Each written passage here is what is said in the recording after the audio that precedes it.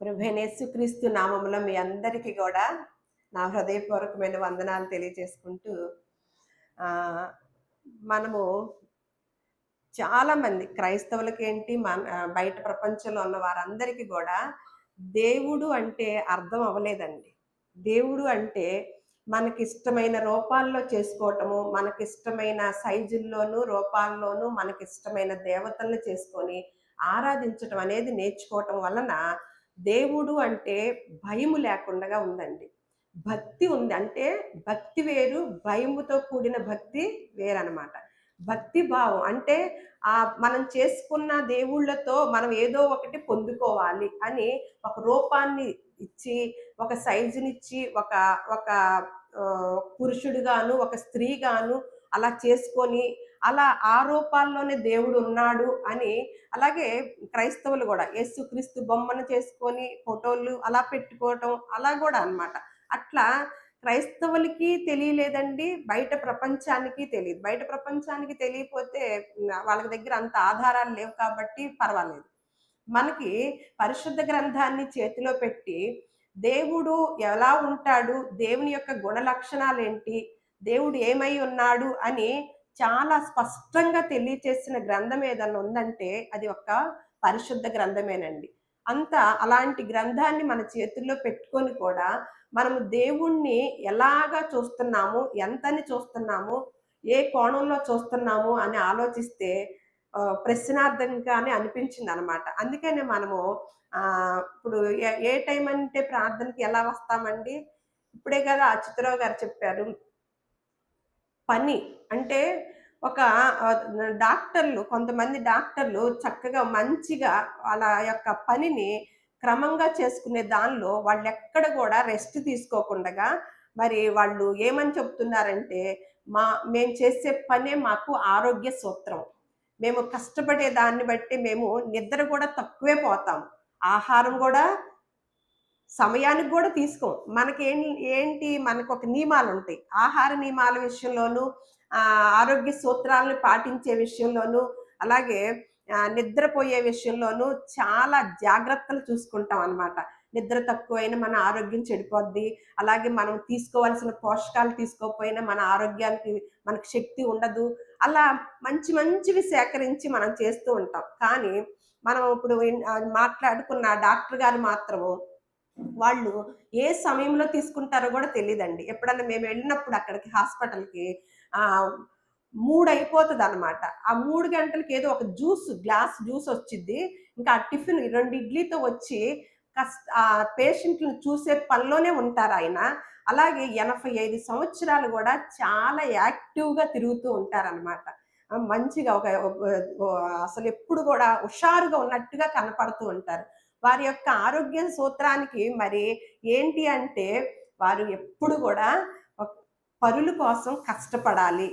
పేషెంట్లు మన దగ్గరికొచ్చి మనము ఆఫ్ చేస్తే హాస్పిటలు ఎవరు చూస్తారు అనే రీతిలో పని, పని మేము చేస్తున్నదల్లా మాకు ఓపికున్నంత వరకు గూడా మా పని మేమే చేసుకుంటామని వాళ్ళ చెల్లెలు గూడా చెప్పేదనమాట. అంటే ఇంట్లో పని వాళ్ళు గూడా చాలా తక్కువంట. వాళ్ళ ఇంటి పనులు వాళ్ళే చేసుకొని వచ్చి మరలా పేషెంట్‌లు చూడటము, నిద్ర గూడా చాలా తక్కువ, తిండి గూడా చాలా తక్కువ. అంటే వాళ్ళ యొక్క ఆరోగ్య రహస్యము వాళ్ళు యాక్టివ్‌గా ఉండటానికి కారణం ఏంటంటే, వాళ్ళకి ఆయాసకరం లేకుండా ఉండటానికి కారణం ఏంటంటే, వాళ్ళు పని మీద దృష్టి పెట్టారు.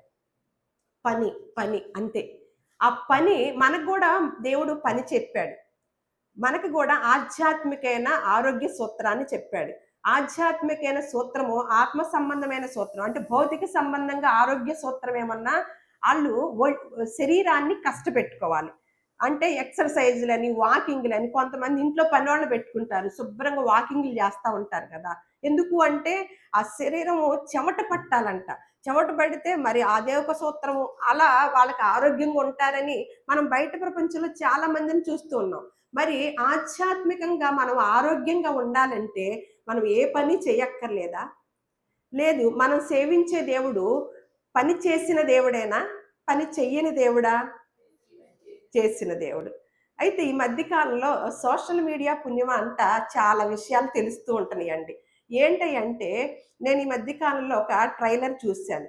ఒక మూవీ ట్రైలర్ అనమాట. ఏంటంటే డ్రాగన్ అంట. డ్రాగన్. Dragon movie. అయితే అది ఒక చిన్న ట్రైలర్‌ని వదిలారనమాట. ఆ డ్రాగన్ మూవీలో ఏమనంటే బైబిల్ యొక్క ప్రస్తావన, సృష్టి క్రమాన్ని ప్రస్తావన జరిగిందనమాట. ఫస్ట్ ట్రైలరు ఏం వదిలారంటే ఒక అమ్మాయి ఇంగ్లీష్‌లో అనమాట బైబిల్ ఆదికాండంలో ఉన్న దేవుడు చేసిన పనిని 6 రోజులు పనిని గూడా ఆవిడ చదివిద్దనమాట. ఆ ట్రైలరు ఆ బైబిల్ సృష్టి క్రమాంతో పాటు ప్రస్తావన జరిగిందనమాట. ఆరంభమైంది. అది చాలా మందికి సంతోషం కలిగింది. క్రైస్తవులకి చాలా మందికి ఆహ్, మత విద్వేషకులుంటారు గదా! ఏంటి అసలు ఆ సినిమాలో అలా సృష్టి కార్యక్రమం పెడతావేంటి? అది కరెక్టా? అది అంత అబద్ధము. అదేంటి డైరెక్టరు సృష్టి క్రమాన్ని బైబిల్‌లో ఉన్న విధానాన్ని ప్రస్తావించటం ఏంటి అని చాలా మంది విమర్శలు వస్తున్నాయి. కానీ నేను నా కంట పడింది చూసినప్పుడు నాకు చాలా సంతోషం వేసిందనమాట. నిజంగా అది వాస్తవం అనమాట. దేవుడు మనం సేవించే దేవుడు, మనల్ని నిర్మించిన దేవుడు, నిర్మాణకుడు, మన నిర్మాత ఆయన గూడా ఏం చేశాడో ఆ పనిలో ఎందుకు ఆ అమ్మాయి చదివింది అంటే నాకు అర్థమైన విషయం ఏంటంటే దానిలో దేవుని ప్రేమండి. అంటే మనం చిన్నప్పుడు మనం తల్లి గర్భంలో పడిన దగ్గర నుంచి భూలోకంలో వచ్చిన దగ్గర నుంచి వచ్చిన తర్వాత నుంచి మన తండ్రి మనకెంత బాధ్యత తీసుకుంటాడండి. మన తల్లిదండ్రులు, మన తండ్రి కష్టపడి మనల్ని పెద్దదయ్యే వరకు కూడా కష్టపడి ఆయన ప్రేమనంతటిని కూడా మన కొరకు చూపిస్తూ ఉంటాడు కదా! మనకు ఒక వయసు వచ్చేంత వరకు. ఈ ఆదికాండములో ఈ ఈ ఈ మూవీలో స్టార్ట్ చేసిన 6 దినాల యొక్క పనిని బట్టి చూస్తే దానిలో ప్రజలందరికీ అర్థం అవ్వాల్సిన విషయం ఏంటంటే దేవుని యొక్క ప్రేమ అర్థం అవ్వాలండి. దేవుని యొక్క ప్రేమ. అసలు ఈ దేవుడు యొక్క విధానము తెలియచేసింది గ్రంథం అని నేను చెప్తున్నాను కదా! దేవుడు ప్రేమ స్వరూపి అని మొదటి యోహాను రాసిన పత్రిక 4:16లో ఉంటదనమాట. దేవుడు అసలు ఇక ఏమీ లేదు. ఒక రకంగా చెప్పటం లేదు. దేవుడు అంటే ఎలాంటి వాడంట? ప్రేమ స్వరూపి అని దాని కింద ఒక మాట ఇస్తాడు. దేవుడు ప్రేమయై ఉన్నాడు. అంటే మీరు ఆదికాండం గనక తీసినట్లయితే మొదటి అధ్యాయంలో అసలు ఎలాంటి కష్టాన్ని అంటే ఇదంతా ఈ కష్టమంతా ఎవరి కొరకు చేశాడండి? తన బిడ్డలు అంటే ఏ ప్రతి సృష్టిలో ఏది ఇచ్చినప్పటికీ ప్రకృతిలో ఏ జీవరాశైనా, ఏ వృక్షాలైనా, ఏ వెలుగులైనా, చీకటిలైనా, ఏ జ్యోతులైనా ఏటిని ఇచ్చినప్పటికీ ఎవరి కోసం ఇచ్చాడండి? తన బిడ్డల కోసం ఇచ్చి తను 6 దినములు కష్టపడిన దేవుని యొక్క ప్రేమతో స్టార్ట్ అయిందండి ఆ మూవీ యొక్క ట్రైలర్. మిగతా వారికి అర్థమవ్వదండి దేవుని ప్రేమ. దేవుడు మన కోసం అంటే ముందుగా మనము ఆయన ఆలోచనలో ఉన్నప్పుడు దేవుని యొక్క ప్రణాళికలో మనము ఆలోచనలో ఉన్నప్పుడే మన కోసం ఏమి సిద్ధం చేశాడో చూద్దామండి. ఆదికాండములో ఆ అమ్మాయి హీరోయిన్ చదివిన మాటల్ని మనం తెలుగులో చదువుకుంటున్నాం అనమాట. ఆది యందు బిగినింగ్ దేవుడు భూమి ఆకాశములను సృజించును. భూమి అంటే దేవుడు ప్రేమ స్వరూపి, ప్రేమయై ఉన్నాడు. నేను ఇందాకే చెప్పాను దేవుడు అంటే మనకి వివరణ తెలియక భక్తి భావం లోపిస్తుందండి. భక్తులంగానే ఉంటున్నాం కానీ భయముతో కూడిన భక్తి చాలా మంది చేయటం లేదనమాట. ఎందుకంటే దేవుడు అనే విధానాన్ని మనము పూర్తిగా తెలుసుకోలేకపోయాం. దేవుడు రూపం ఏంటి, దేవుడు మన కోసం ఏం చేశాడు, దేవుని యొక్క స్థితి గతి ఆయన లక్షణాలు ఏంటి అని ఎవ్వరూ ఆలోచించం. ఎవరన్నా ఏదన్నా చెప్తే నిన్న మొన్న ఈ మధ్య కాలంలో ఒక చిన్న పాప తప్పిపోయింది. చాలా మంది దాన్ని పనిలో ఉన్నారు. ప్రభుత్వం అది పోలీసు శాఖ వారు చాలా మంది జరిగిస్తూ చాలా మంది క్షేమంగా రావాలని కోరుకుంటున్నారు. ఎవరి ప్రయత్నాలు వాళ్ళు చేస్తున్నారు. ఒక జ్యోతిష్కుడు వచ్చేసి ఎయ్యో 2 ల్యాంపులు లాంటివి ఎయ్యో తెచ్చేసి సామాన్లు ఇంటిలో దోషం ఉందంట, ఇంకొక చోట దోషం ఉందంట, అది ఇది చెప్పేసి ఒక సాయంత్రం లోపు పిల్ల వచ్చేస్తుంది అని చెప్తున్నారండి. ఏం జరుగుతుంది బయట ప్రపంచంలో? ఎవరికి ఏం తెలుస్తుంది? ఇప్పుడే మనం మాట్లాడుకున్నాము. రేపు ఏమి జరిగిద్దో అసలు రేపు వరకు కాదు, ఈ క్షణంలో ఏం జరిగిద్దో ఎవరికీ తెలియదు అనమాట. ఏ మానవుడికి తెలియదు. ఎందుకు ఆ మాటలు వస్తున్నాయి, ఎందుకు ఆ విధానంలోకి వెళ్తున్నారంటే దేవుడు చెప్పిన విధానము తెలియక ఎవరిని పడితే వాళ్ళని నమ్మటం. మనం ఏ గురూజీని పెడితే, ఏ గురువు చెప్తే ఆ అభిషేకాలు చేయించుకోవటం, ఆ హోమాలు చేయించుకోవటం, లేకపోతే ఇంకొకటి చేయించుకోవటము, లేదు ఇంకొక ప్రార్థనలు చేయించుకోవటము, మాకు ఇంట్లో దోషాలు పోతాయి అని. ఇవన్నీ కాదండి. దేవుని యొక్క విధానము తెలుసుకొని ఉంటే మనం ఎప్పుడు మనుషుల మీద ఆధారపడమండి. దేవుడు మనకి ఒక గొప్పగా మన హృదయంలో నివాసం చేస్తూ ఉంటాడనమాట. ఆల్రెడీ నివాసం చేస్తున్నాడు. మనము దాన్ని గుర్తెరిగినప్పుడు మనం ఏ మనుషుల మీద కూడా ఆధారపడటం కుదరదు. అలా ఏమంటున్నాడు, భూమి నిరాకారముగాను శూన్యముగా ఉందంట. ఎప్పుడు? ఒకప్పుడు చీకటి అగాధ జలము పైన కమ్మి ఉండెను, దేవుని యొక్క ఆత్మ జలముల పైన అల్లాడుచుండెను. దేవుడు వెలుగు కమ్మని పలుకుగా వెలుగు కలిగెను. వెలుగు మంచిదైనట్టు దేవుడు చూచెను. దేవుడు వెలుగును చీకటిని వేరుపరచెను. దేవుడు వెలుగునకు పగలనియు చీకటికి రాత్రనియు పేరు పెట్టి అస్తమయమును ఉదయమును కలుగగా ఒక దినమాయను. ఈ పని ఎంత పెద్ద పనో తెలుసండి. చిటికలో చదివేశాం. అంటే ఒక్క దినము మన కొరకు ఏర్పాటు చేసిన ఈ సౌకర్యము ఎంత కష్టపడి ఉంటాడండి దేవుడు, ఎంత కష్టపడి ఉంటాడండి. ఒక దినమా అయిందంట. మన దినాలా, మన రోజులా కాదు కదా. మన దినములు వేరు. అలాగే కాంతి సంవత్సరములు అంటారు. అంతరిక్షములో కాంతి సంవత్సరములు అంటారు.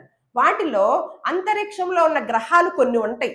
ఆ గ్రహాల్లో ఒక చివరి గ్రహమైన ఒక గ్రహంలోకి మానవుడు వెళ్ళాలంటే 40 సంవత్సరాలు పట్టిద్దంట. మానవుడు గ్రహాలన్నిటిలో ఒక చివరి గ్రహంలోకి, మనం ఇది ఈజీగా చదువుకున్నాం కదా. దేవుడు వెలుగు కమ్మని పలకగా వెలుగాయను, వెలుగుకి పగలని చీకటికి రాత్రని పేరు, అస్తమయమును ఉదయమును కలగా ఒక దినమాయను. ఎంత తొందరగా చదువుకున్నామండి. సృష్టి క్రమము ఆ డైరెక్టర్ పెట్టాడు అంటే ఇందులో గొప్ప విశిష్టత ఉందండి. దేవుని ప్రేమ ఉందండి. దేవుడు ఏమై ఉన్నాడో ఉందండి. అయితే మరి ఒక గ్రహంలోకి వెళ్ళాలంటేనే మనిషి 40 సంవత్సరాలు పట్టిందంట. ఎప్పుడు పంపించాలి? అప్పుడు మనము తల్లి గర్భంలో నుంచి భూలోకంలోకి రాగానే ఆ గ్రహంలోకి పంపించాలి. పంపిస్తే అక్కడికి వెళ్ళేసరికి ఎంత అవుతుంది? ఈ బొడ్డోడికి ఎన్నేళ్ళు వస్తాయి? 40 ఏళ్ళు. మళ్ళీ తిరిగి రావాలంటే ఎన్నేళ్ళు వస్తాయి? ఈ లోపు ఏమవుతాడు? ముసలోడవుతాడు, పోతాడు. అంటే అంతరిక్షములో, అందుకనే ఆది యందు దేవుడు భూమి ఆకాశములను కలగచేసింది. అంటే అంతరిక్షములో ఉన్న ఒక చిన్న చివరి గ్రహంలోకి వెళ్ళి రావటానికే మరి వాటినే కాంతి సంవత్సరాలు అంటారు. లెక్కలు లేవు. ఇక ఏమంటారు? కాంతి సంవత్సరాలు అంటారు అనమాట. ఆ కాంతి సంవత్సరాలకి మన సంవత్సరాలకి కుదిరిద్దా? మన ఆయుష్కాలం ఎంతండి? 60-70, అధిక బలం ఉన్న 80 సంవత్సరములు. ఈలోపు వెళ్దామనుకుంటే ఎప్పుడు పంపించాలి? పుట్టగానే. మన రావాలనుకుంటే వాడు వెళ్ళినోడు ముసలాడయ్యాక వస్తాడు. అంటే దేవుడు చేసిన సృష్టిలో ఒక భాగంలోకి వెళ్ళటానికే ఇలాంటి పరిస్థితి. అంటే ఎక్కడైనా గ్రహాల్లో ఏదైనా నివాసము కుదిరిద్దేమోనని పరిశోధన చేస్తున్న వారి యొక్క వివరణ అనమాట. అసలు కుదరదు అనమాట. ఇక్కడ ఏమన్నాడు? అస్తమయమును. మరియు దేవుడు జలముల మధ్య ఒక విశాలము కలిగి ఆ జలములను ఈ జలములను వేరుపరచను గాక అని పలికిను. దేవుడు ఆ విశాలము చేసి విశాలము క్రింద జలములను, విశాలము మీద జలములను వేరుపరపగా ఆ ప్రకారం ఆయన దేవుడు ఆ విశాలమునకు ఆకాశమని పేరు పెట్టెను. అస్తమయమును ఉదయమును కలగగా 2వ దినమాయను. మరలా దేవుడు ఆకాశము క్రిందన్న జలములు ఒక చోటను కూర్చబడి ఆరిన నేల కనబడును గాక అని పలకగా ఆ ప్రకారం ఆయన దేవుడు ఆరిన నేలకు భూమి అని పేరు పెట్టెను. జలరాశికి ఆయన సముద్రములని పేరు పెట్టెను. అది మంచిదని దేవుడు చూచెను. దేవుడు గడ్డిని విత్తనములిచ్చు చెట్లని భూమి మీద తమ తమ జాతి ప్రకారము తమలో విత్తనములు గల ఫలవృక్షములను భూమి మొలిపించుగాక అని పలకగా ఆ ప్రకారం ఆయన ఇవన్నీ ఎవరి కోసం చేస్తున్నాడండి? ఈ మనుషులు ఏం చెయ్యాలని? కాలెత్తి తన్నాలనా? ఆయన లేడని అనాలనా? ఆయన బిడ్డలుగాను ఆయన యొక్క సంకల్పాన్ని నెరవేర్చే వారుగా ఉండాలని ఆశ కలిగి తన కష్టార్జితం మనం అంటాం కదా, మన బిడ్డలకి ఏదైనా ఎంత కష్టపడి నిన్ను చదివిచ్చానో తెలుసా, ఎంత కష్టపడి నీకు పోగు చేసి పెట్టానో తెలుసా, వృధా చేసేసావుగా, చదువంతా వృధా అయిపోయింది తప్పేసి, నా కష్టాన్నంతటిని వృధా చేసావు అని మన బిడ్డలతో మాట్లాడతామా? మా ఆస్తినంతా పాడు చేసావురా, కష్టపడి సంపాదించిన ఆస్తినంతా నీ కోసం కూడబెడదామనుకుంటే. మరి ఇక్కడ ఎంత కష్టమండి ఇది. మళ్ళా ఏమైందంట, తమ తమ జాతి ప్రకారం తమల విత్తనములు గల ఫలవృక్షములను మొలిపింపగా అది మంచిదని దేవుడు చూచును. అస్తమయమును ఉదయమును కలుగగా 3వ దినమాయను. దేవుడు పగటిని రాత్రిని వేరుపరచునట్లు ఆకాశ విశాలమందు జ్యోతులు కలుగునుగా కానియు అవి సూచనలు కాలములను దిన సంవత్సరములను సూచించుటకై ఉండుగాకనియు భూమి మీద వెలిగిచ్చుటకు అవి ఆకాశ విశాలమందు.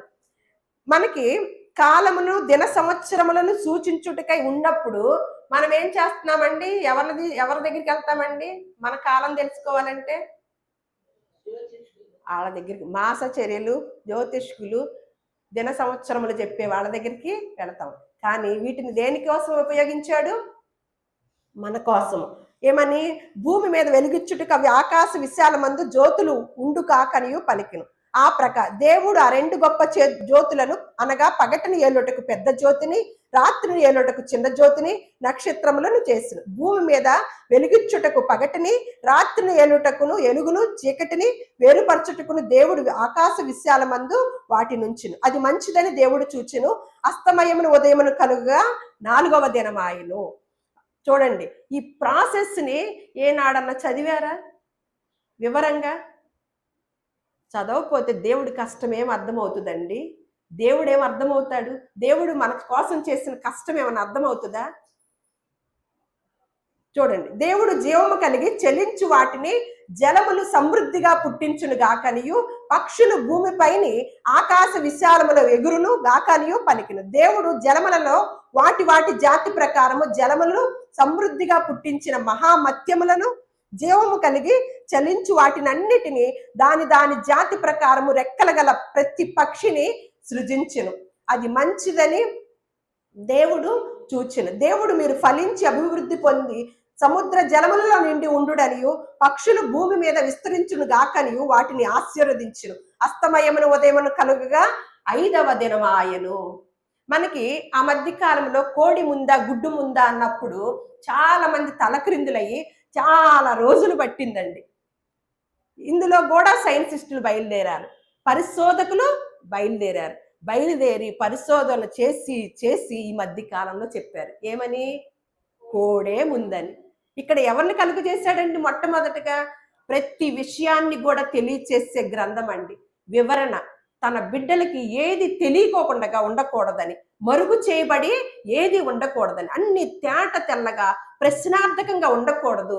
నా యొక్క గొప్పతనాన్ని, దేవుడి యొక్క గొప్పతనాన్ని తెలుసుకోవాలని, ఆ గొప్పతనం ఎప్పుడైతే తెలుసుకుంటారో నా బిడ్డలు గొప్పగా జీవిస్తారని అనుకున్నాడండి పిచ్చి తండ్రి. ఇక్కడ చూడండి ఏమంటున్నాడు, దేవుడు వాటి వాటి జాతి ప్రకారము జీవము గల వాటిని అనగా వాటి వాటి జాతి ప్రకారం పశువులను, పురుగులను, అడవి జంతువులను భూమి పుట్టించుగా కాని పలికెను. ఆ ప్రకారం ఆయన దేవుడు ఆయా జాతుల ప్రకారము అడవి జంతువులను, ఆయా జాతుల ప్రకారము నేలను పాకు ప్రతి పురుగును చేసి అది మంచిదని దేవుడు చూచును. దేవుడు మన స్వరూపమందు, ఇక్కడికి వస్తున్నారండి, ఇక మన పోలిక చొప్పున నరులను చేయదు. వారి సముద్రపు చేపలను, ఆకాశ పక్షులను, పశువులను, సమస్త భూమిని, భూమి మీద ప్రాకు ప్రతి జంతువును ఏలుదురుగా కనియు పలికిను. ఎవరు వెళ్తున్నారండి? తన బిడ్డల్ని రాజాలాగా చూడాలనుకున్నాడండి. తన బిడ్డలు రాజులాగా ఉండాలని, రాజ్యాన్ని ఏలాలని అనుకున్నాడండి. ఏటిని ఏలమన్నాడు? భూలోకంలో ఉన్న ప్రతి జీవరాశిని తన బిడ్డలు ఏలేవారుగా ఉండాలనుకున్నాడండి. ఈ తండ్రి ప్రేమ ఎంత బాగుందో చూడండి, ఎంత గొప్పగా ఉందో చూడండి. ఈ తండ్రిని ఏ రూపంలో చేసుకుంటున్నామండి? భూమి ఆకాశములు సృజించిన ఆయన్ని ఏ రూపంలో చూస్తున్నామండి? ఏ విధముగా ఆలోచిస్తున్నామండి? ఎంత తక్కువగానా? లేతే ఎలా ఆలోచిస్తున్నామండి? దేవుడు తన స్వరూపమందు నరుని సృజించును. దేవుని స్వరూపము అందు వాని సృజించు. స్త్రీని గాను పురుషుని గాను వాని దేవుడు వారిని ఆశీర్వదించును. ఎట్లనగా మీరు ఫలించి అభివృద్ధి పొంది విస్తరించి భూమిని నిండించి దానిని లోపరుచుకొనుడి. సముద్రపు చేపలను ఆకాశ పక్షులను భూమి మీద ప్రాకు ప్రతి జీవిని ఏలుడని దేవుడు వారితో చెప్పెను.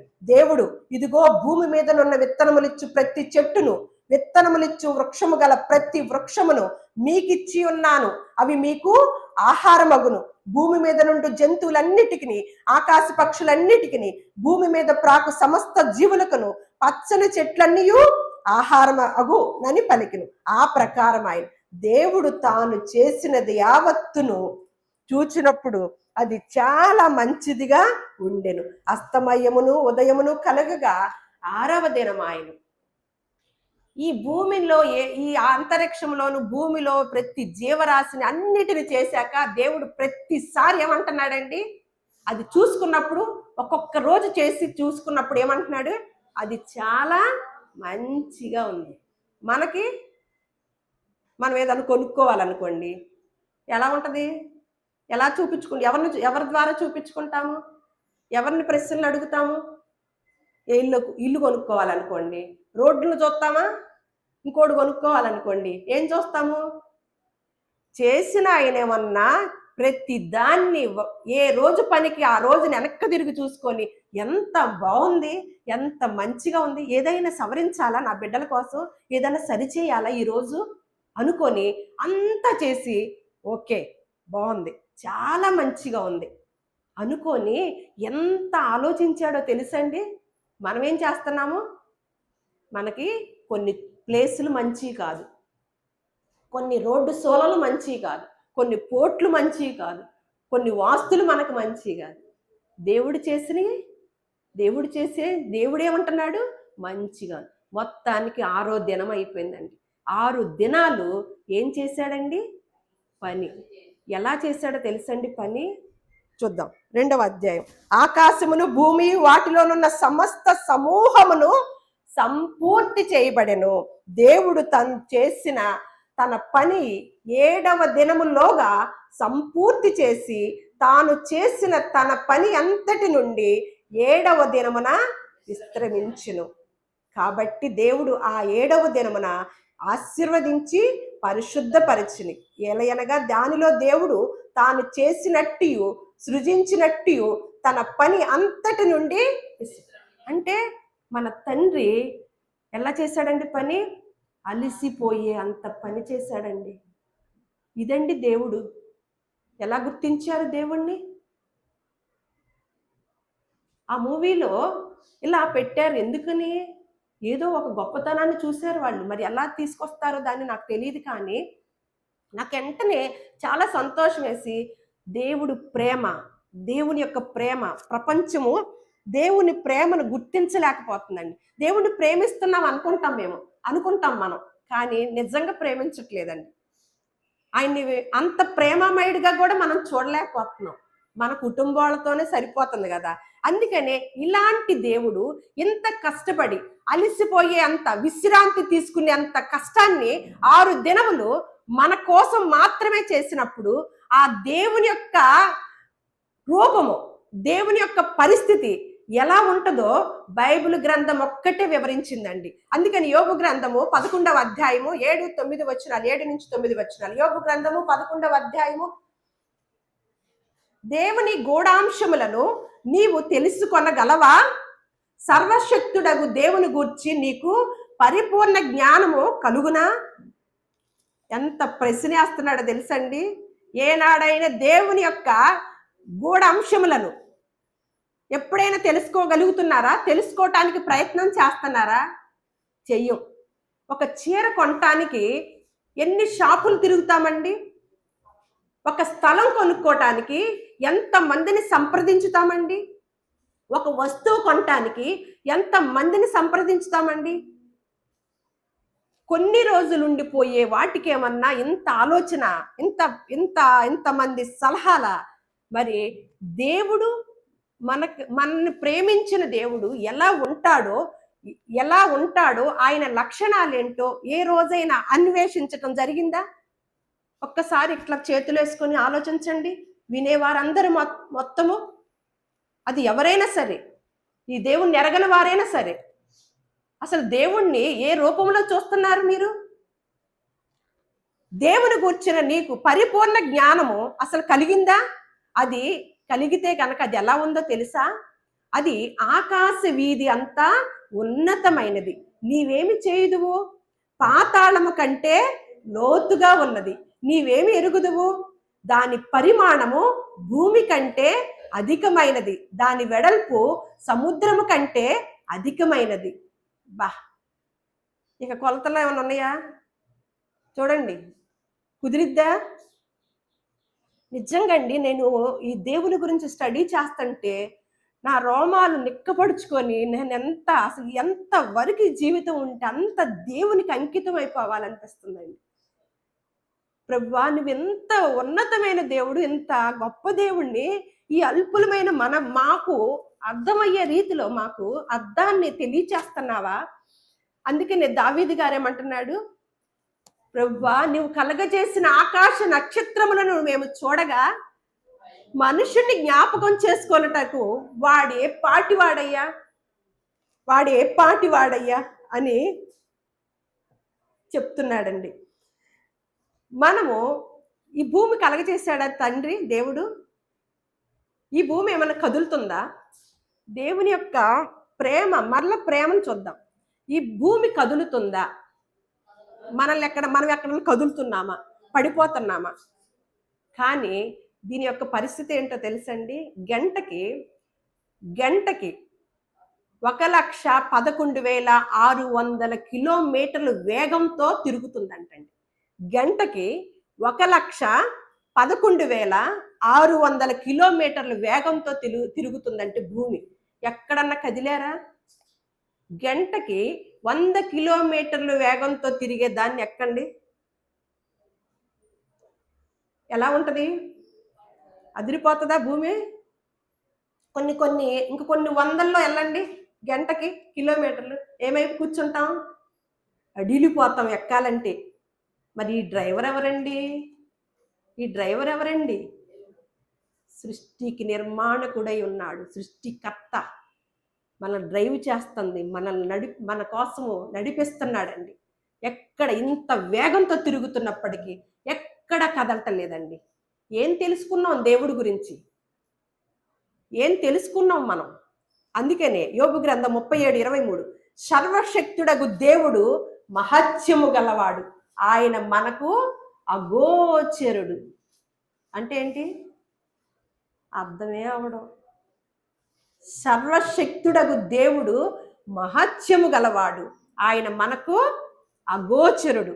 యోబు గ్రంథము 26:7 శూన్య మండలము పైన మనము ఈరోజు దేవుని యొక్క రూపాన్ని తెలుసుకుంటున్నాం, దేవుని యొక్క విధానాన్ని తెలుసుకుంటున్నాం, లక్షణాలను కాదు. దేవుడు మన కోసం చేసిన సృష్టిని తెలుసుకున్నాము. అలాగే ఆ సృష్టిని చేసిన దేవుడు ఎంతై ఉన్నాడనేది తెలుసుకుందాము. దేవుని యొక్క లక్షణాలు తర్వాత తెలుసుకుందాం.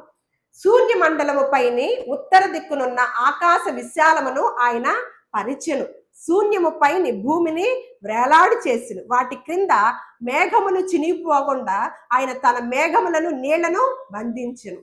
మళ్ళా యోబు గ్రంథము 38:31-33, కృత్తిక నక్షత్రములను నీవు బంధింపగలవా?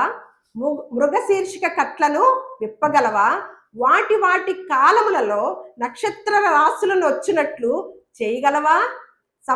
సప్తర్షి నక్షత్రములను వాటి ఉపనక్షత్రములను నీవు నడిపింపగలవా? ఫ్లైటు, బస్సులు, ట్రైన్లు, టెక్నాలజీ కాదు, వీటిని నడిపించే డ్రైవర్ ఉన్నాడా? ఎవరన్నా ట్రైనింగ్ తీసుకుంటున్నారా? కుదరదు, అది ఆయనకొక్కడికే సాధ్యము. ఆకాశ మండలపు కట్టడలను నువ్వు ఎరుగుదువా? దానికి భూమి మీద గల ప్రభుత్వమును నీవు స్థాపింపగలవా? చూడండి, ఇదంతా దేవుడు రూపాన్ని తెలుసుకునే ముందు విధానాలు. అర్థమైందా? మళ్ళీ యోబు గ్రంథం 38:38 ధూళి బురదయై పారునట్లును మంటి పెట్టెలు ఒకదానికొకటి అంటుకొనున్నట్లును ఆకాశపు కలశములలోని వర్షమును కుమ్మరించువాడెవడు? వర్షం వస్తుంది, ఎండలు వస్తున్నాయి, ఎలా వస్తున్నాయో, ఏం జరుగుతుందో, పైన ఏం జరుగుతుందో, దేవుడు ఎలా నడిపిస్తున్నాడో ఒక్కరోజు కూడా ఆలోచించం. మళ్ళా యోబు గ్రంథము 26వ అధ్యాయము 13-14 ఇవన్నీ చదువుకుంటున్నాం కదా. ఇవి ఆయన కార్యములలో, అంటే ఇప్పుడు మనం తెలుసుకున్నవన్నీ కూడా ఇవి ఆయన కార్యములు, ఆయన చేసిన వాటిలో ఎలాంటి అంట? స్వల్పములు. ఎలాంటివి? స్వల్పములు. ఆయనను గూర్చిన మనకు వినపడుచున్నది మిక్కిలి మెల్లనైనా గుసగుస శబ్దము పాటిదే గదా. గర్జనలు చేయు ఆయన మహాబలము ఎంతైనది గ్రహింపగలవాడు ఎవడు? దేవుని గూర్చి తెలిసింది లోకానికి ఎంతవరకు? ఇంతవరకేనండి. దేవుని గూర్చి ఈ లోకానికి వినబడింది ఎంతవరకు వినపడిందండి? మెల్లనైన గుస్స గుస్స గుస్స శబ్దము. ఎవరైనా దేవుడు మాకు తెలుసు అంటే గనక ప్రపంచంలో వారికి తెలిసిన వినపడుతున్నది, తెలిసింది కాదు, వినపడుతుంది ఎంత అంటండి? మెల్లనైన గుస్స గుస్స శబ్దము లాంటి. మరి గర్జనలు చేయు ఆ యొక్క విధానము, గర్జనలు చేయు ఆయన మహాబలము ఎంతైనది గ్రహింపగలవాడు ఎవడు? అంటే మరి ఇక మనం దేవుని గురించి ఎంత తెలుసుకోవాలంటారు? తెలిసిపోయిందా? తెలుసుకోవాలా? తెలుసుకోవాల్సింది ఎంత ఉంది? 1.5 ఉందా? చాలా ఉందా? చాలా ఉంది. కీర్తనల గ్రంథము 24:1 భూమియు దాని సంపూర్ణతయు లోకమును దాని నివాసులను యెహోవాయే. ఆయన సముద్రం మీద దానికి పునాది వేసెను, ప్రవాహ జలముల మీద దాన్ని స్థిరపరచును. యెహోవా పర్వతమునకు ఎక్కదగిన వాడు ఎవడు? ఆయన పరిశుద్ధ స్థలములో నిలవదలిగిన వాడు ఎవడు? దేవుని సన్నిధానానికి వచ్చే అర్హత ఉందండి మనకి? ఆయన దగ్గర నిలబడే అర్హత ఉందా అండి మనకి? యోగ్యతని దేవుడు కలగజేశాడండి. చూడండి మళ్ళీ యోబు గ్రంథం 38:14 ముద్ర వలన మంటికి రూపము కలుగునట్లు అది పుట్టగా భూముఖము మార్పునందును విచిత్రమైన పనిగల వస్త్రము వలె సమస్తమును కనబడును. ఇదంతా చేశాక దేవుడు అంట పైనుంచి చూస్తుంటేనంట ఇదంతా ఎలా కనపడుతుందంట? విచిత్రమైన పనిగల వస్త్రము వలె సమస్తము కనపడుతుందంట. కీర్తనలు 104:2 వస్త్రము వలె వెలుగును నీవు కప్పుకొని ఉన్నావు. ఆయన వెలుగునే వస్త్రములాగా వేసుకున్నాడంట. ఏంటంట? దేవుడు ఏం చేసుకున్నాడంట? దేవుడు ఎలా ఉన్నాడంట? ఏం చేసుకున్నాడంట? వస్త్రము వలె వెలుగును నీవు దేవుడు కప్పుకొని ఉన్నాడు. మనం ఏం వస్త్రాలు కుట్టిస్తామండి? వస్త్రాలు కుట్టిస్తాం కదా. ఇప్పుడన్నా వస్త్రాలు, దేవుళ్ళకి వస్త్రాలు ఇచ్చారా? తెలియక ఇస్తున్నాం. వెలుగునే వస్త్రముగా ధరించుకున్న ఆయనకి మనం ఏ వస్త్రాలు ఇస్తామండి? ఏ వస్త్రాలు కుట్టిస్తామండి? ఏ టైలర్ ఉన్నారండి కుట్టే ఆయన? ఏ వస్త్రం కొంటామండి? ఎవరు తయారు చేస్తారండి? వెలుగునే వస్త్రముగా ధరించుకొని ఉన్నాడంటండి. దేవుని యొక్క రూపాన్ని మనం చూస్తున్నాం. యెషయా గ్రంథము 66వ అధ్యాయము 1వ వచనం యెహోవా ఇలాగు సెలవిచ్చుచున్నాడు, ఆజ్ఞ ఇచ్చుచున్నాడు. ఆకాశము, దేవుడు ఇలా ఆజ్ఞ ఇస్తున్నాడంట. ఆజ్ఞ అంటే కండిషన్. మీరేదో చేసేస్తున్నారు కదా అని కండిషన్ ఇస్తున్నాడు, కండిషన్లో ఉంచుతున్నాడు. ఏంటంటే ఆకాశము నా సింహాసనము, భూమి నా పాదపీఠము. మీరు నా నిమిత్తము కట్టనుద్దేశించు ఇల్లు ఏ పాటిది? అవన్నీ నా హస్తకృత్యములు, అవి నా వలన కలిగినవని యెహోవా సెలవిచ్చుచున్నాడు. ఎవడు దీనుడై నలిగిన హృదయము గలవాడై నా మాట విని వణుకుచుండునో వానినే నేను దృష్టించి ఉన్నాను. అర్థమైందండి? మనకు ఒకటి అర్థమవుతుంది ఏంటంటే, హోటల్స్ గానీ ఏయన్నా కొన్ని కొన్ని ఉదయాన్నే ప్రారంభిస్తారే, మీకు అర్థమవుతుందా? ఉదయాన్నే ప్రారంభిస్తారు గదా! కొన్ని వంటకాలు, కొన్ని వండటాలు. వంటలు చేసేటప్పుడు ఏం జేస్తారండి? చిన్నది ఇంతది ఒక ఇప్పుడు ఏదన్నా యేసేటప్పుడు మనం వంటకాలు జేస్తారు గదా! మనం మొదటగా ఆరంభించేటప్పుడు షాపుల్లో అయినా, అదే హోటల్స్‌లోనైనా, ఇళ్ళల్లో అయినా ఏదన్నా ఆరంభించేటప్పుడు ఎంతేస్తామండి? బాండీలో ఎక్కువగా నూనె పోసి బాండీలో ముందు ఏమేస్తాము? ఎవరికిత్తాము? ఎలా అస్సలు కాదండి. దేవుడికి పెడతారా? హోటల్స్ వాళ్ళేనా అదే కొంచెం తీసుకొచ్చి అలా చేసి పెడతారు గదా! ముందు మనకెంతేసుకుంటాము గారె? పెద్దదేసుకుంటాం. దేవుడికెంతేస్తాము? అసలు దేవుడు అసలు అర్థమయ్యాడా? అర్థమయ్యాడా? అవ్వ! దేవుడేమన్నా అన్నీ ఇచ్చాడా? శుభ్రంగా గారేసుకోవడానికి మినుములు చెట్లిచ్చాడా? మనల్ని తినమన్నాడే గానీ, ఇంత చిన్న గారేసి నాకిచ్చేసేయమని చెప్పలేదుగా? ఎంత అర్థమయిందండి మనకి? దేవుడు ఎంత అర్థమయ్యాడండి? కొంతమంది అంటారు, అందరు దేవుళ్ళు ఒక్కళ్ళేనండి, ఒకడేనండి. మీరేదో మీరు కొలిసినా, మేము కొలిసినా అందరి దేవుళ్ళు ఒక్కడు కాదు. అందరి దేవుడు ఒక్కడే. అందరి దేవుడు ఒక్కడే. అలాంటియన్నీ చేస్తూ వెళ్తున్నామనమాట. అందుకనే ఏమంటున్నాడు మరలా ఇంకొకటి చూద్దాం. మరలా ఏం చేస్తాము? ఒక గుడి కడతాం. లేతే ఒక పండగ చేస్తాం ఆయనకి. దేవుడికి పండగ. గుడి కడతాం. వస్త్రాలు గుట్టిస్తాం. వస్త్రాలు తొడిగిస్తాం. అలాగే చిన్న చిన్న చేస్తాం. అక్కడ పెడతాం. ఆయన తినడు. మనమే తింటాం తర్వాత. ఇలా ఇలా చేసుకుంటూ దేవుణ్ణి ఎంత అర్థం చేసుకున్నామంటే అంతే అర్థం చేసుకున్నాం. ఇప్పుడు భయం ఎక్కడ చచ్చిద్ది? ఇప్పుడు మనం తినబోయే ముందు కొంచెం వేసి ఆయనకి పెట్టేస్తే మనకు భయం ఎక్కడ ఉంటది? భయం వచ్చిద్దా? భయమే రాదు. ఆయన ఒక శక్తి. మనకు అవసరమైనప్పుడు ఎళ్లి దండం పెట్టేయొచ్చు చాలు. అవసరమైనప్పుడు అడగచ్చు చాలు. ఆయన ఓ పక్కన ఉండండి. మా కుటుంబ సమస్యలతో, మా కుటుంబ విషయాలతో మేము మునిగి తేలిపోతాం. పూజ చేసుకున్నాం గదా! లేకపోతే ప్రార్థన చేసుకొని అక్కడ పెట్టాం గదా! పలహారం తినేయండయ్యా అన్నట్టు నేర్చుకున్నాము. కానీ మనకందుకే ఏమి తెలీలా. దేవుడంటే తెలీలా. ఆయన వెలుగురే వస్త్రంగాను, ఆకాశము నా సింహాసనము, భూమి నా పాదపీఠము ఇవన్నీ నేను చేసినయి ఇప్పుడు చదువుకున్నాం ఆదికాండంలో. ఎంత కష్టపడ్డాడు? ఈ కష్టపడిన ఆయనకి ఇందులోనే పలహారాలు పెట్టామనుకోండి, ఇందులోనే అర్పణలు ఇచ్చామనుకోండి, ఏమనుకుంటాడు? ఎంత బాధపడతాడో తెలుసండి? అసలు తోటలు మీకిస్తే నాకు ఒక అరటి పండు, 2 అరటి పండ్లు పెడతారేంటి? ఎందుకు నన్ను హీనపరుస్తున్నారు అని అంటాడా? మనకేమన్నా తోటలు ఇచ్చాడా? ఒక తోట ఒక రకమా? కొన్ని ఫ్రూట్స్ మనం చెప్పటానికి కూడా పేర్లు చాలవండి. తెలీదు మనకు ఆ పేర్లు తెలీదు. అన్ని ఫ్రూట్స్ ఎవరి కోసమండి? మన కోసం. ఏ జీవరాశి కోసం అన్నానా? మన కోసం. తన బిడ్డల కోసం కష్టపడి ఇన్ని దినాలు కష్టపడి పని చేసి దేవుడు ప్రేమా స్వరూపి. దేవుడు లోకమును ఎంతో ప్రేమించాడు. ఏంటి ఒక వర్గాన్నా? 2 వర్గాలనా? క్రైస్తవులనా? కాదు కదా! దేవుడు లోకమును ఎంతో ప్రేమించింది. ఇప్పుడు చూద్దాం మళ్ళా. అలా చేస్తూ అసలు దేవుడు ఎలా ఉన్నాడో చూద్దాం. 1 తిమోతికి రాసిన పత్రిక 6వ అధ్యాయం 16వ వచనం.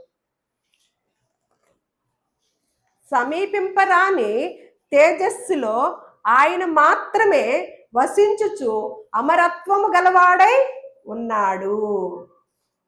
ఎలా ఉన్నాడంటండి? సమీపించరాని తేజస్సుతో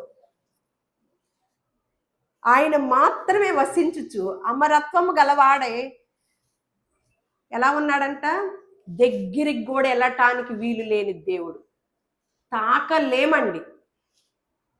ఈ మధ్య కాలంలో ఒక సంఘటన జరిగింది. ఒక ఎడారి గుండగా లారీతో 40 మంది ఎంతమందో వెళ్తున్నారంట.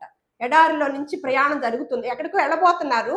అన్ని సిద్ధం చేసుకుని అందులో మధ్యలో ఎడారి తగిలిందనమాట. ఆ ఎడారి మధ్యలో ఆ లారీ పాడైపోయిందంటండి. మొన్న రీసెంట్‌గా జరిగిన సంఘటన. లారీ పాడైపోయేసరికి బాగు చేయించడానికి ఎవరిని తీసుకొస్తారు? ఎక్కడికెళ్ళాలి? ఎడారి మధ్యలో లారీ ఆగిపోయింది. ఎండ అన్న మామూలు ఎండ కాదు. మనమే భరించలేకపోయాం కదా! ఆ ఎండ ఏమన్నా ఇప్పుడు దేవుడు సూర్యుడిని చంద్రుడిని చేసింది ఎవరండి? సూర్యుడిని చంద్రుడిని చేసింది ఎవరండి? ఒక సూర్యుడిని ఒక చంద్రుడినేనా చేశాడు. ఆయన ఎలాంటి వాడంట? కోటి సూర్యుల కాంతిని మించిన తేజోమయుడంట. అదే ఇక్కడ సమీపించరాని తేజస్సు కలిగిన వాడంట. దగ్గరికి కూడా వెళ్ళలేని ఇదనమాట. కానీ మనకి ఇటువంటి భాగ్యాన్ని ఇచ్చాడండి. అంటే ఆయన చెప్పే మాటలు వినే గొప్ప భాగ్యాన్ని ఇచ్చాడండి. అట్లా ఎడారిలో ఆగిపోయిన ఆ లారీని చాలా మంది ఆగిపోయి దాన్ని ప్రయత్నం చేయడానికి చేసినా కుదరలేదంట. ఉన్న మంచినీరు అన్ని ఆహారం అంతా అయిపోయిందంట. ఇక తట్టుకోలేకపోతున్నారంట, ప్రాణాలు పోతున్నాయంట. కొంతమంది అందులో ముగ్గురో నలుగురో ఎలాగైనా సరే కాలినడకని ఎంత నడవగలిగితే ఇక్కడున్నా చచ్చిపోతాము, నడిచినా ఎంత దూరంలో అయినా చచ్చిపోతాం, ఒకవేళ గమ్య స్థానానికి చేరుకుంటామని నలుగురు బయలుదేరారంట. 40 మంది మాత్రం అక్కడే ఉన్నారంట. ఈ నలుగురు నడిచి నడిచి నడిచి మొత్తానికి ఒక ఊరికి చేరారంట. చేరి మొత్తానికి ఎవరినో తీసుకొని వచ్చారంటే ఈ లోపు 40 మంది ఒకేసారి ప్రాణం పోయిందంట. ఎండ, ఎడారి, నీళ్లు లేవు, వాతావరణం అనుకూలంగా లేదు. ఈ ఎడారిలోనే 40 మంది మనుషులు కొన్ని గంటలు ఉండలేకపోయారే. దేవుడు నివాసయోగ్యమైన భూగోళాన్ని మనకు సిద్ధం చేసి సముద్రాల్ని, చెట్టుల్ని, వృక్షాల్ని, ఆహారాన్ని ఇన్నిటిని సేకరించి ఇన్నిటిని కష్టపడి మన కోసం సిద్ధం చేస్తే చూడండి మనకేమనిపిస్తుంది? మన వాళ్ళకి జ్ఞానం వెర్రితలలేసి భూగోళంలో దేవుడు నివాసము ఉండటానికి మనకి సిద్ధం చేసి అన్ని సకల సౌకర్యాలను ఏర్పాటు చేస్తే జ్ఞానం ఎక్కువయ్యి ఏదైనా గ్రహంలో నివాసం ఉండటానికి కుదిరిద్దామని అన్ని పరిశోధన చేస్తున్నారు. ఇక్కడ ఏడవలేదు కానీ ఇక్కడ ఎన్ని సంవత్సరాలు బ్రతికేది? 70-80 సంవత్సరాలే. ఇక్కడ ఉండటానికి ఏమైనా కుదరలేదు కానీ ఇంకొక గ్రహంలో కుదిరిద్దా? ఈ భూమి మీద ఉన్న ఒక ఎడారిలోనే 40 మంది కొద్ది గంటల పాటు ఉండలేక ప్రాణాలు వదిలారు కదా. మరి ఇంకొక గ్రహంలో ప్రాణి నివాసం చేయటానికి కుదిరిద్దా? దేవుడు ఏర్పాటు చేసింది భూగోళాన్ని మాత్రమే. నరులకి నివాసయోగ్యముగా భూగోళాన్ని చేశాడని దేవుడు క్రీస్తుకు పూర్వమే తెలియచేశాడండి. దాని గురించి కూడా మనం మాట్లాడుకున్నాం.